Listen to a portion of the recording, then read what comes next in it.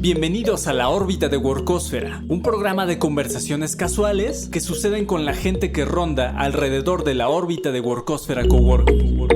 Conoce a increíbles personas que con su ejemplo en áreas de negocios, emprendimiento o activismo son dignas de ser escuchadas y admiradas. Bienvenido a una nueva conversación en La órbita de Workosfera con José Adrián. La órbita de Workosfera, una iniciativa de Workosfera Coworking, presentado por Enigma y Parky Móvil, producido por Reptilia, agencia creativa para el mundo entero. Entonces voy a presentar a Richard Harbinger. Así es. ¿Está bien pronunciado? Perfecto. Richard es yo creería que un híbrido raro en el término de emprendimiento con background empresarial y background de empresas transnacionales, ¿no? Sí. Ahorita tú igual nos das una introducción general de tu background, pero la razón por la que estás acá y la razón por la que te invitamos a este programa es porque hemos hecho cosas en otros momentos bien interesantes, pero particularmente ahorita, y creo que esto empezó en la pandemia, sí. Estamos haciendo un proyecto muy interesante y tenemos una relación con una institución internacional muy grande, de un renombre muy, muy interesante, y pues yo estoy muy orgulloso de que esté en Puebla esta institución muy grande, que ahorita nos contarás un poco más, y que pues Workosfera y que yo sea parte de ese proyecto que tú trajiste. Entonces, Richard, muchas gracias por siempre ser parte del ecosistema y por traernos a Singularity University a Puebla. Platícanos un poco de ti, un poco de esto que estamos usando de introducción. No, encantado. Pues antes que nada agradecerte por tenerme en este espacio, que la verdad no lo conocía y se me hace increíble. Está padrísimo la idea. Y pues esta atmósfera también que se crea justamente con gente emprendedora, echada para adelante, mucho de lo que te encuentras justamente en estos espacios. Y como bien dices, pues nos conocemos desde hace algún tiempo y creo que se encontraron nuestros proyectos justamente en este punto de Singularity. Les platico un poquito de mi background. Pues básicamente desde la universidad yo siempre he tenido mucho la ambición, mucho la intención de la innovación.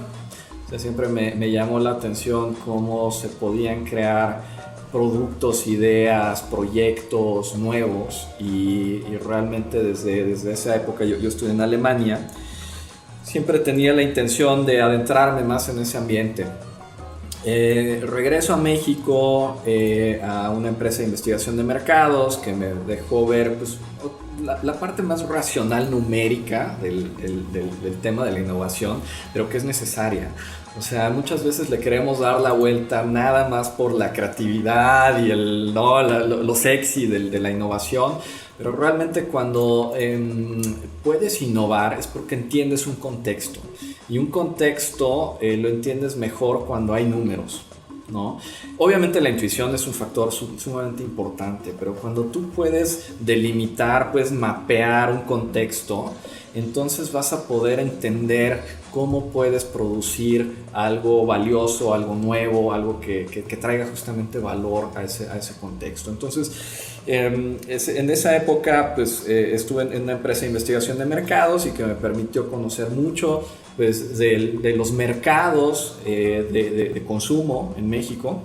Y posteriormente me jaló una empresa acá en Puebla y pude arrancar con ellos, que estaban básicamente teniendo la idea de crear un departamento de marketing en forma que no tenían, ¿no?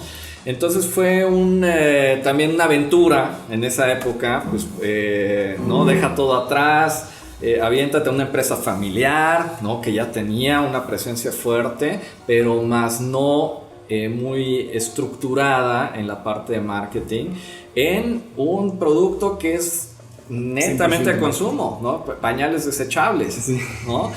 Entonces ahí fue una experiencia creo que muy muy padre en mi vida en esa época, porque con este sentido aventurero y de querer crear algo nuevo, y una empresa que te está dando la oportunidad, o sea, te está poniendo el suelo fértil para generar, se combinaron los factores necesarios, ¿no? Y desde el inicio empezamos, pues básicamente con el equipo que empecé a formar, a crear marcas nuevas, marcas de nada, ¿no? Y ahorita les explico por qué estoy destacando, le estoy poniendo énfasis a la parte de marcas, porque realmente fue después una parte bien importante en mi trayectoria, la creación de marcas. Pero en esa época pues yo lo veía más como un tema de qué podemos hacer nuevo, qué falta en este mercado, cómo podemos proponer.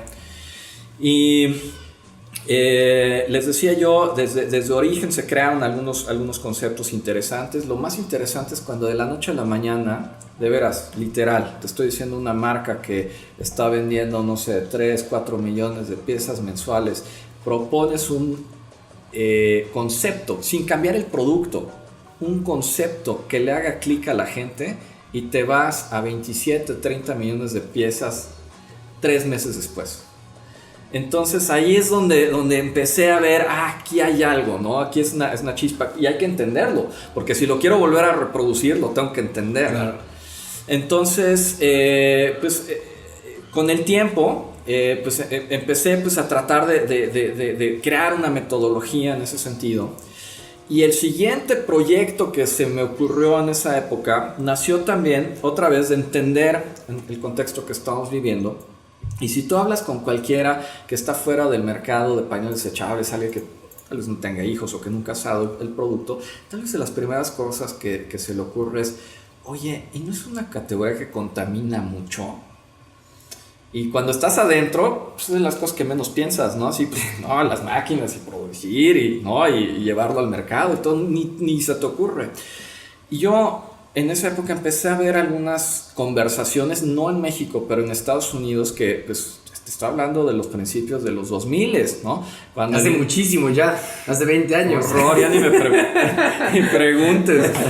Pero estaba empezando todo el tema. En aquella época lo in eran los blogs, ¿no? Entonces pues me metí a los blogs en Estados Unidos y empezaba a escuchar estas pláticas, estas conversaciones de las mamás en Estados Unidos preocupadas por el tema de la contaminación y decían, oye, estamos en una categoría que contamina, y empezaban, ya sabes, las hippies allá, no, por eso los pañales de tela, ¿no?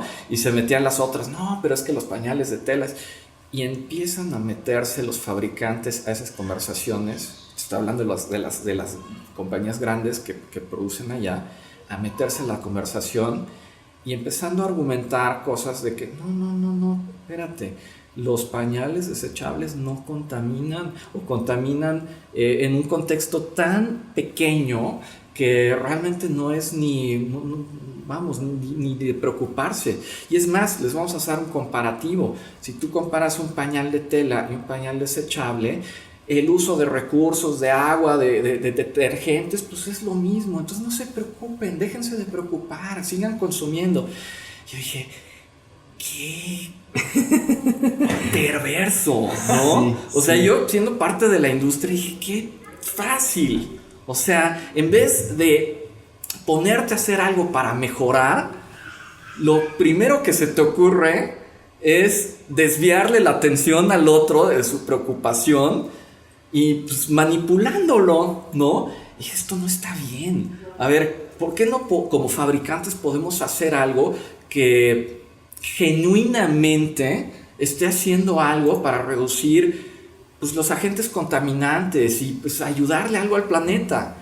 Y me puse a investigar, me acordé de mi época en Alemania, que había pues muchos proyectos, por ejemplo, para hacer plásticos degradables, etc. Y dije, no se puede usar algo de esta tecnología. Y empecé otra vez con mi equipo a contextualizar este tema. Y pues, para no hacerles el cuento muy largo, llegamos a través de los años a proponer el primer pañal con la intención de bajar el impacto ecológico en el mundo. ¡Órale! Y nació en México. En Puebla. En Puebla. Sí, muy bien. Esa marca en aquel entonces se llamó BioBaby, ¿no? Y obviamente estamos hablando en México de un nicho muy pequeño de personas que pudieran inclusive preocuparse por la ecología. pero en otras partes del mundo pues ya era un contexto más importante, y fue justamente también lo que a la larga le dio éxito al proyecto. Cuando tienes un producto de nicho, no lo pienses nada más para ese mercado, piénsalo para el mercado mundial, porque ese nicho se va a convertir en un nichote. Claro. Ajá. Y fue lo que pasó justamente con BioBaby. Entonces, en aquella época exportábamos a Estados Unidos medianamente, porque estábamos compitiendo en un mercadote y muy fuerte, sobre todo en private labels. Y cuando les empezamos a ofrecer a las cadenas, a ciertas empresas allá, una variante de menor impacto ecológico, pues obviamente les interesó. Y entonces nos volvimos competidores interesantes allá. Y a ver, una pregunta obligada. ¿Incrementó el costo? Claro. ¿Sí hay una diferencia puntual contra el otro? Sí que lo había, y sobre todo porque en esa época estábamos usando materiales que tenían muy baja demanda, ¿no? Porque nadie los estaba usando. Entonces obviamente sí había un costo mayor, pero pues logramos hacer un offset que no sale. O sea, nosotros, haz de cuenta que la mayoría de nuestras marcas estaban compitiendo a la mitad de la tabla en términos de precio. Entonces nos fuimos a la parte alta de la tabla, pero pudimos seguir compitiendo. Si nos hubiera sido más arriba, hubiera sido más difícil. Pero empezamos a competir aquí y empezó a tener éxito, y sobre todo porque era un tema genuino y que hasta las cadenas de autoservicio nos abrían las puertas y nos apoyaban. La competencia no, la competencia se volvió loca y trató de desprestigiar y todo, ¿no? Pero vamos, el concepto sobrevivió, fue exitoso, existe hasta la fecha. Y obviamente fue evolucionando y todo, pero eso es un ejemplo de este drive que yo traía de crear cosas nuevas, ¿no? De innovar, de por qué no puedes proponer algo mejor, ¿no? Y que no siempre crear algo nuevo tiene que ser completamente nuevo. O sea, simplemente es un proceso diferente, un material diferente, una forma de hacer un costeo diferente. La innovación no nada más es voy a inventar el nuevo teléfono, ¿no? Pues igual nada más una simple mejoría hace que sea una innovación. Y claro, esa parte que tú le metiste a una empresa más tradicional, de repente se volvió una empresa totalmente innovadora. Claro. No, y sabes, otra vez regreso al tema que hablaba al inicio. O sea, debes entender el mercado, debes entender el contexto. No es simplemente lo que a ti te lata o lo que... Yo siempre les digo a las personas, sobre todo a mis equipos, a ver, el valor de algo no radica en ti, radica en aquel al que se lo estás proponiendo. Si esa persona no entiende, no percibe valor en lo que tú le estás ofreciendo, no importa que tú lo tengas valuado acá. Si el otro no lo entiende, no conecta con ese valor que tú le estás queriendo ofrecer, no va a funcionar la fórmula. Entonces mejor entiende a tu contraparte, al que le quieres ofrecer el valor, entiende qué es lo que valora alto, y ahí es donde vas a encontrar los elementos para proponer, ¿no? Entonces, pero sí hubo una combinación de gut o de sí, este instinto también con números. O sea, entiendo totalmente lo que dices. O sea, si hay un mercado que ya empieza la gente a hablar de el impacto ambiental que tienen los pañales, sí existen las mamás hippies que pusieron el tema. Pero de repente se vuelve un tema en donde ya no es nada más, ya no es un mercado, sino también dices, híjole, creo que por allá va. Claro. O sea, porque a veces la innovación tienes que dar ese paso, ¿no? Lo que decía Henry Ford de, si yo le preguntara a mis clientes qué quisieran, me dirían quieren un caballo más rápido, ¿no? Entonces, pues no. Lo que en realidad quieres es darles algo completamente, tal vez nuevo, pero que sabes que hacia allá va la tendencia. Entonces yo creo que ustedes vieron la tendencia que iba y la agarraron muy bien, ¿no? Y le estás dando el clavo. Mira, finalmente es justamente eso. Es como cuando tú vas a un restaurante, ¿no? Jamás te van a llegar, va a llegar el mesero y te va a preguntar ¿qué quiere que le preparemos el día de hoy? ¿No? Váyame diciendo y los ingredientes y yo le preparo, ¿no? Sino realmente te están ofreciendo algo que el chef, con su conocimiento, su intuición de lo que te pueda gustar, te lo ofrece. ¿no? Y es un poquito lo mismo, ¿no? Entonces, lo que tú dices es justamente ese es el efecto. O sea, no van a llegar a preguntarte. Y las personas que hacen investigación de mercados, y hay muchos mercadólogos que se confunden con ese tema, y dicen, no, le tenemos que preguntar al consumidor, ¿no? Él es el que nos va a decir. No es cierto, no. El consumidor tiene, pues, necesidades, tiene deseos, tiene misiones que quiere cumplir, ¿no? Pero tú tienes que leer justamente ese contexto para poderle, ahora en tu cocina, preparar el platillo que le haga sentido y donde él vea valor. Claro. Ese es el juego. Ese es justamente el juego. Y bueno, perdón, muy interesante, justo porque es ser visionario, pero también entender el mercado y hacerlo desde una industria tan competida, porque hay muchos players en esa industria, ¿no? Sí. ¿Qué pasa? ¿Por qué los otros no lo hacen? O sea, ¿por qué esas cosas que a veces podrían ser tan obvias, no de repente lo hicieron todo el mundo?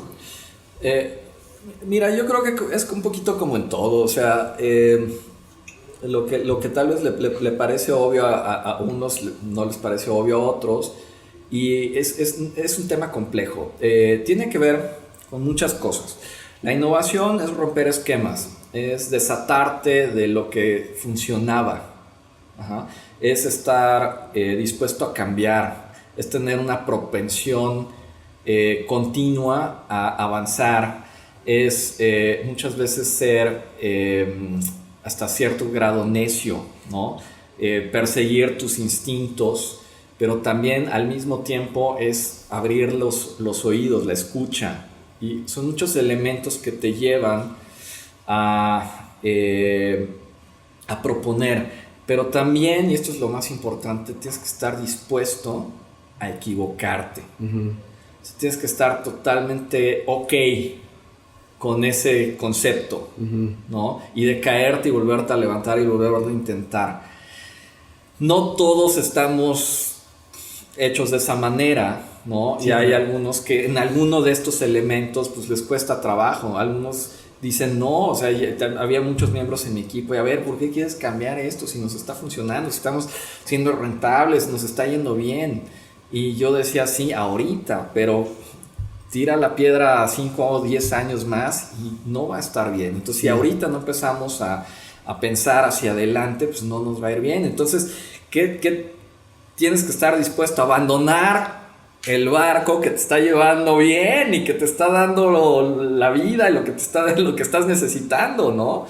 Y eso, sobre todo a las empresas grandes, les cuesta mucho trabajo, ¿no? O sea, los contextos de innovación en empresas grandes es un tema bien complicado. Por eso muchas veces prefieren estar comprando empresas pequeñas, claro, ¿no? Que ya traen ese chip, engullen y otra vez las entorpecen. Las entorpecen, sí, y rompen el drive de la innovación, ¿no? Pero justo, mira, en una conversación también aquí con Jorge Lezama, que lo conoces. Sí, perfecto, claro. Él hablaba desde el ángulo de un corporativo, ¿no? O sea, desde una empresa que muchas de las, o posiblemente a veces la única manera de innovar es viendo qué están haciendo afuera, ¿no? Viendo qué están haciendo las startups, viendo qué están haciendo estas outliers, ¿no? Que de repente dices, híjole, yo creo que por allá voy, pero mi barco es demasiado difícil de mover, ¿no? O sea, sí, el Titanic de la empresa Tota, sí, no va a ir tan rápido como esta startup que está siendo más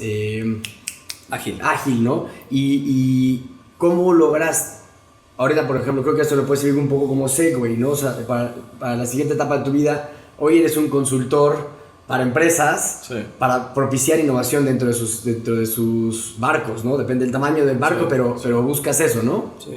No, totalmente, y eso es, digo, ahorita me hiciste el puente justamente para la siguiente etapa, y eso es donde tú y yo nos conocimos, donde realmente yo en esta última etapa corporativa había hecho un descubrimiento bien interesante. Yo decía, wow, estamos innovando, ¿no? Pudimos presentar este caso en Yale, se publicó, ¿no? en un libro de Yale, o sea, sentíamos, cuando vi lo que estaba haciendo Singularity University, dije, estamos en el medioevo, ¿no? O sea, no estamos al contrario. O sea, wow. ¿Qué es Singularity University? ¿Por qué tan disruptivo su concepto? ¿Por qué parece tan, nos hace ver tan atrasados? Mira, lo que hace Singularity University es investigar trends, pero sobre todo tecnologías que denominan exponenciales, ¿no? Son tecnologías que básicamente tienen una tasa de crecimiento, como lo dice el nombre, exponencial. La primera de estas tecnologías y donde se deriva mucho de este conocimiento, pues es la parte computacional, ¿no? O sea, donde haces una observación, donde cada 2 años se está duplicando la capacidad computacional y al mismo tiempo está bajando notablemente el costo, ¿no? Y te das cuenta que pues esta curva de crecimiento pues es exponencial, ¿no? Al principio no te das cuenta, y eso también se le dice fase deceptiva, ¿no? Donde no te estás dando cuenta y dices, como las impresoras 3D, ¿no? Ahorita. No, las impresoras 3D. Hace sentido, ¿no? Pero como que igual no sabes todavía para dónde van, ¿no? El mismo Bitcoin, sí. O sea, todas estas tecnologías, ¿no? Donde dices, ¿no? Sí. Y, de repente tienes todos los elementos formados y de la noche a la mañana, ¡pum! ¿No? Pero no solo es así, sino es hockey stick, ¿no? Hockey stick. Entonces, esta tecnología computacional, pues, prácticamente ha servido como driver para una serie de tecnologías que se montan en ella, porque entre más capacidad computacional exista a un menor costo en un menor espacio, te permite hacer muchas de las cosas que hoy vemos como normales, ¿no? Los teléfonos celulares, que ya ni son teléfonos celulares, son mini computadoras. Una cosa de esas tiene más capacidad, pero por mucho, cientos de miles de veces más que la computadora que se usó para llevar el primer hombre a la luna. Y la tienes en tu bolsa.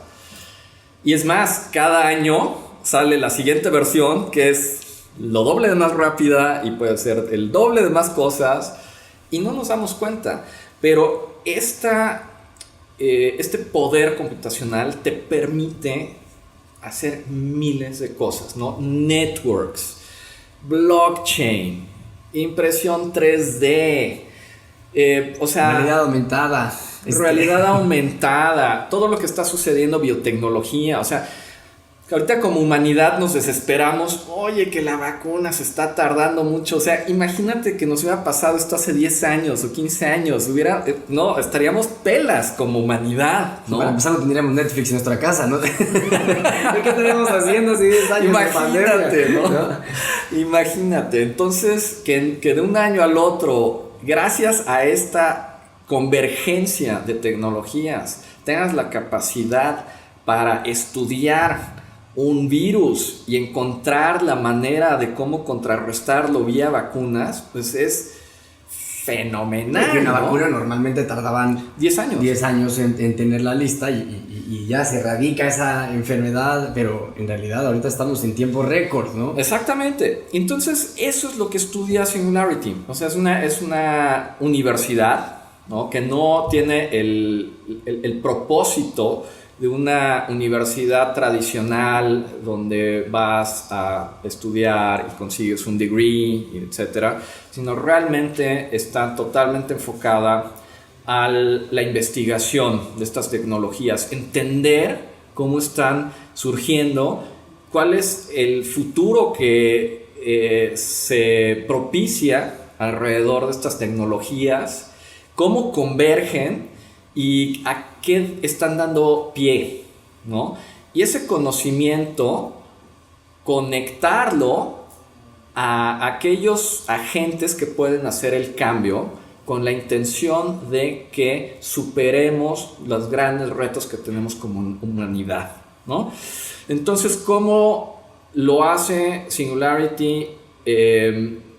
Básicamente investiga y pone a disposición este conocimiento, y para eso usa los chapters como el que tú y yo pertenecemos, el de Puebla, ¿no? Donde tienes la capacidad de educar, de inspirar, pues de conectar a las personas que pueden hacer la diferencia en una ciudad como la nuestra, pero no solo en el contexto local, sino a nivel mundial.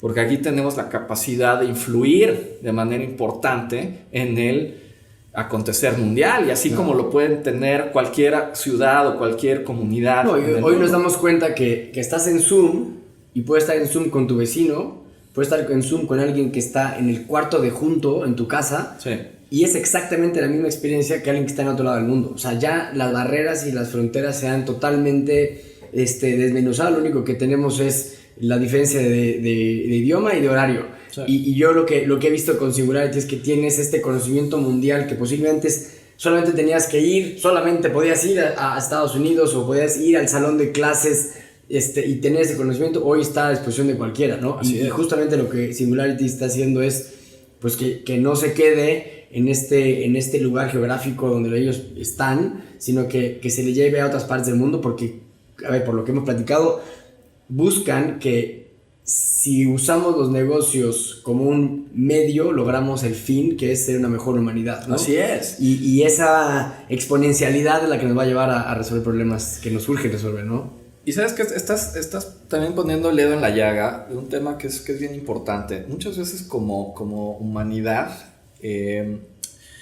nos gusta como sabotearnos un poquito en el contexto de no, todo lo que viene va para mal o está peor, nunca hemos estado tan mal como humanidad, ¿no? Tanta violencia, tantos problemas, tanta contaminación.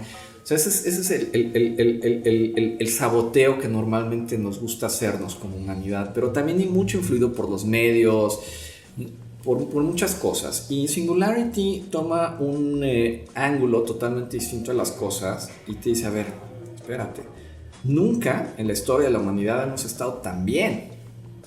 O sea, nunca ha habido los rates tan bajos de pobreza, de enfermedad. O sea, sigue habiendo pobreza, sigue habiendo enfermedad, pero los rates son menores que antes. Claro, mucho menores, ¿no? Cuando podías tener acceso a todos los elementos que tenemos hoy en día, a las curas, a la medicina, o sea, tenemos realmente un futuro muy prometedor hacia adelante si lo vemos adecuadamente y si nos proponemos con optimismo, pero también realismo, para usar lo que está a nuestro alcance para resolver los problemas, ¿no? ¿De qué nos sirve, honestamente, ponernos a llorar, tronarnos los dedos y decir todo está mal, los gobiernos, nadie entiende? Con eso no vamos a resolver nada. Sin embargo, tú y yo podemos hacer una diferencia desde tal vez mover una piedra muy pequeña, que es lo que hemos comentado, hacerle llegar este conocimiento a una comunidad. Sin cambiar el chip, o sea, que pueda hacer una diferencia. Que una diferencia y justo de los fundadores de Singularity tienen este libro, Peter Diamandis, de Abundance, ¿no? Que dice, ¿cómo partamos de la abundancia? Partamos de que hay. Ahora, está mal distribuido seguramente, pero no partamos de la escasez. Y creo que hay mucho que tú has traído a Puebla y creo que debemos de hacer cada vez más para que este chip, no solamente de abundancia y de pensar bajo esta línea de lo que mencionas de pensar positivo sin autocastigarnos, sino pensar que hay soluciones. O sea, yo creo que la conclusión a la que podríamos llegar es: hay soluciones, claro. Las soluciones están al alcance de todo el mundo. Hay abundancia, simplemente hay que saber distribuir, hay que saber llegar a las tecnologías adecuadas, hay que saber que existe un problema, porque ese es el punto de partida. Hay un problema, no están resueltos los problemas, pero ahora es el mejor momento y la mejor circunstancia para resolverlos. Totalmente. Y empresas poblanas, mexicanas, tradicionales, pymes, necesitan cambiar de chip rápido y necesitamos a las siguientes generaciones decirles: ya business as usual no puede seguir, ¿no? Sí. Sí, y otra vez estás apuntando a un tema sumamente importante. Te puedo decir que uno de los elementos con el que vamos a vivir cada vez más y el que pues, va a influir cada vez más en nuestras vidas es que cada cosa se está moviendo a una velocidad mucho más rápida. Y no constante, sino cada vez se está acelerando más. Entonces, si no nos damos cuenta como empresarios, como empresas, y vivimos muy cómodos con el modelo que tenemos actualmente, nos vamos a llevar sorpresas muy desagradables, ¿no? Lo estamos viviendo a diario, ¿no? O sea, bueno, la pandemia nos vino a acelerar aún más todo, ¿no? Y nos pusieron a reto, bueno, la pandemia nos obligó a enfrentarnos a situaciones que nunca nos habíamos enfrentado como empresas y aceleró lo que iba mal más rápido, lo que iba bien más rápido, ¿no? Sí, estamos viviendo un muy buen ejemplo de lo que viene. ¿Te acuerdas cuando yo creo que la primera vez que me invitaste a dar una plática sobre Singularity, que yo te decía, vivo un poquito con esa frustración porque la gente no me cree? Y la pandemia vino a provocar un poco que ahora me crean más. En primera instancia, que entiendan el concepto de exponencial, ¿no? Porque así como se propagó, pues fue exponencial, pero también que las cosas suceden de una manera muy acelerada, ¿no? O sea, desde, por ejemplo, tú ves ahorita el comercio digital, ¿no? Cuando todo el mundo está muy escéptico y etcétera. Ahorita, ¿cómo le hago? ¿Cómo puedo entrar? Wow, o sea, sí funciona. Y de un momento al otro, ¿no? Sí. Sí, que es lo que decías, estas tecnologías que tardaron tiempo en ser, ¿cómo le decían? La etapa de transición, la etapa de... Sí, deceptiva, ¿no? Deceptiva. Sí. Dices, pues todavía no, o sea, y nos pasó, por ejemplo, digo, sin decir marcas, pero una empresa muy grande que creció enorme hace 2 años, creció enorme por todos los centros comerciales de México, tenía tiendas por todas partes, llega la pandemia, cierran todos los centros comerciales y no tiene e-commerce. Dice, imagínate. Sí, no lo había pensado. Sí. Richard, mira, estas conversaciones podemos seguir años y días y podemos platicar toda la vida. Tú y yo siempre hemos platicado muy rico. Sí. El chiste es mantenerlas relativamente cortas para que la gente se quede enganchada, para que te busquen. Claro. Y qué interesante tu trayectoria, cómo te llevó a estar hoy siendo un embajador, literalmente un embajador de esta forma de pensar en Puebla, en México. Y necesitamos que más gente se cambie el chip y por lo menos usar el ejemplo de que lo exponencial es real, ¿no? Ya vimos la pandemia, así que muchísimas gracias por venir y muchas gracias por tu tiempo, por tu plática y felicidades. No, pues Adrián, muchísimas gracias por invitarme y la plática tan rica. Muchas gracias. ¡Listo!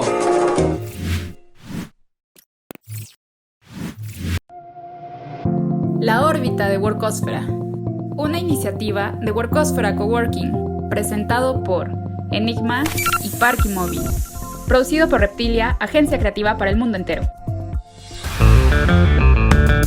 Las conversaciones suceden en el Oasis, el punto de contacto con los coworkers. Conversaciones casuales que son las que detonan comunidad, colaboración e innovación. Justamente, la oficina de José Adrián.